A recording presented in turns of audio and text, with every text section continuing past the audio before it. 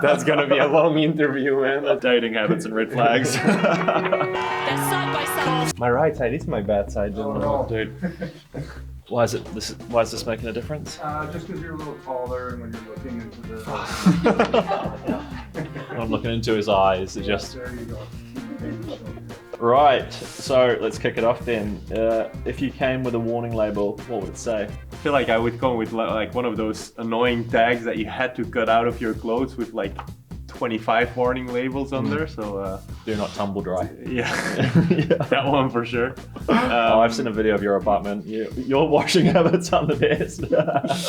No, actually, and it's not gotten better. It's not gotten better actually. If you have the energy to tidy up your house, you're not training hard enough.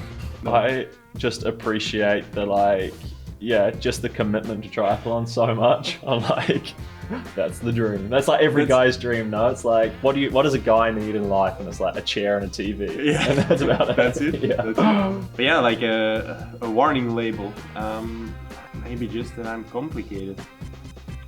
I'm a complicated guy. You're a complicated guy. Do you have any warning labels or?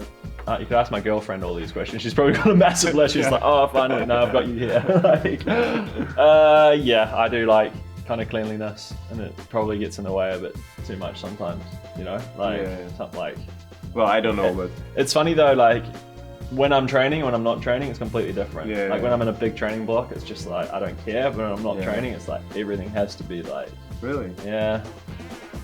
Which is nice that we moved into Yella's old house, so now I've got space, but when you're in like a tiny apartment, when we lived next door to each other, it was like horrible, because it's like you're in a 50 square meter apartment with all your stuff, and you're like, fuck, everything has to True, be. man. You really leveled up, huh? Like a good year in the T100, now he's living in a mansion with a pool, and you haven't even been practicing your sprint finish. Yeah, man, I've been growing my chest hair.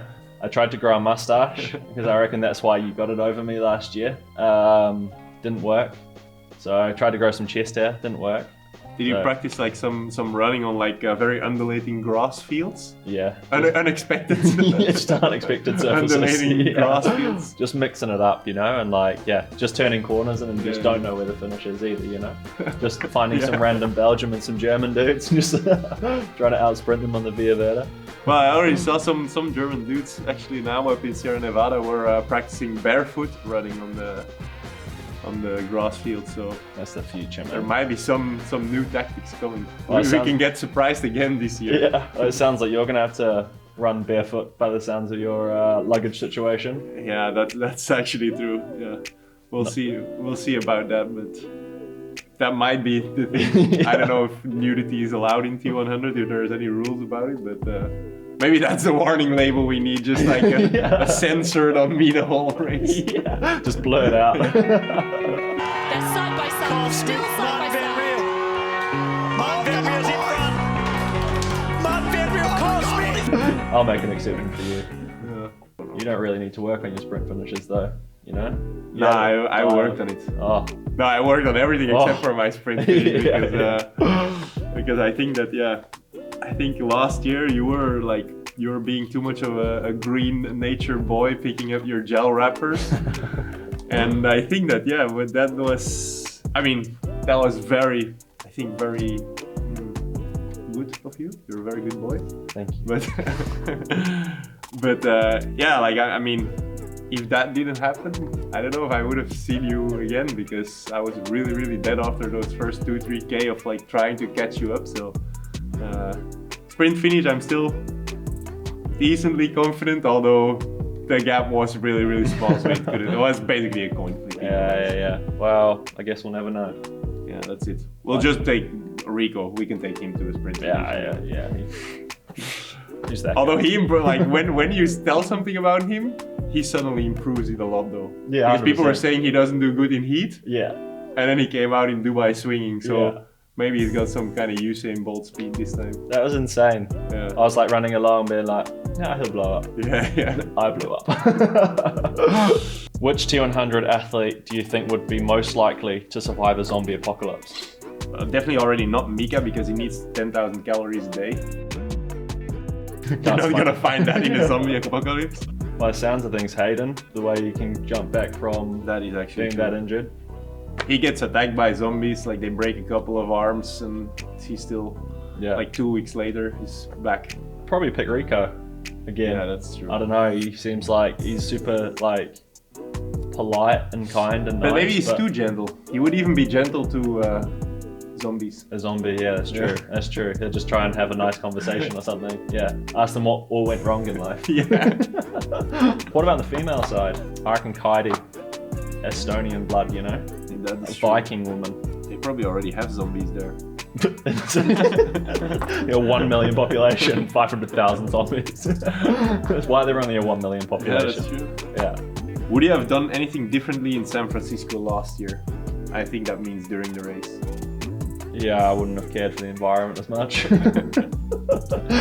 Like that's my first big podium, you know. And so like when I was sort of in there, I almost couldn't believe I was there. And so it was kind of like I maybe just didn't have that like absolute confidence to, you know, don't know. So maybe that, but I think I gave like last year I got sick the day after the race, and so it was like I knew I gave it my all on race day. I don't think I could have done anything differently. Marten Van Riel cost me! Oh my goodness! We are going to need an extra camera angle. I think Marten Van Riel. I think it was Marten Van Riel. Oh wow! Hindsight's a beautiful thing, and it's kind of like wasted upon, you know, wasted energy thinking about that kind of stuff, you know. But I said as soon as I crossed the finish line, like I still, you know, someone asked me if I was disappointed, and I was like, well, not really, because I gave it my all, and the best guy won. He doesn't know how to take that, eh? He's like, well. One gorilla versus 100 people. Who do you think would win? And who are you sending out first from the T100? A gorilla absolutely destroys 100 dudes, dude, especially triathletes. It's like, hang on a minute, let me get my compression I feel socks. like we might have a chance unless we're triathletes, you know? Like although we have endurance. Can they swim though? Because otherwise they're gonna be stuck on Alcatraz. Oh, it's just the 200 dude. Yeah, sweet. Well, if they want to fight us, like I feel like that's their thing, so we challenge them to a T100 race. Yeah, and I feel like there we have a chance. Yeah, exactly. So it's just a matter of who can bike faster. Yeah. We might have them. We might have a gorilla, I think, dude. I feel like they would take us in the sprint though. We'll put Rudy up there, bro. He's the bison. Yeah, we'll put the bison against the gorilla. That's true. Who's your bet with a bison versus a gorilla? I reckon it's still a gorilla. We all don't have a chance, to be honest. Like, No. That's maybe our consensus. Dude, we wouldn't win against a monkey. Like. Right. What's the last movie or TV show you watched that you'd recommend? The Lord of the Rings series, maybe that one. I like fantasy. And You're a man after my own heart, man. That was really good, so.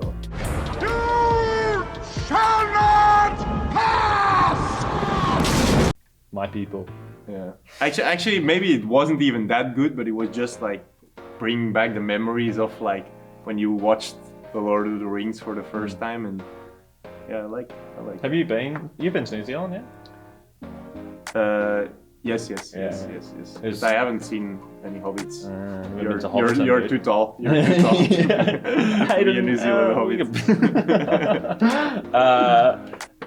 Well, when you come to New Zealand, I'll take you to Hobbiton. It's cool, man. It's really cool. Like, it's like, even me as like, I'm a fan of The Hobbit and Lord of the Rings, but I'm not like, but even when I went, I was like, this is pretty cool. You get to have like a meal in the Hog's Pub and stuff. It's really? Like, yeah, it's really cool. Oh, that's pretty cool. Yeah. And then from my house, I can see Mount Doom. Really? Damn. Yeah. Sounds like a fantasy land. It's New Zealand.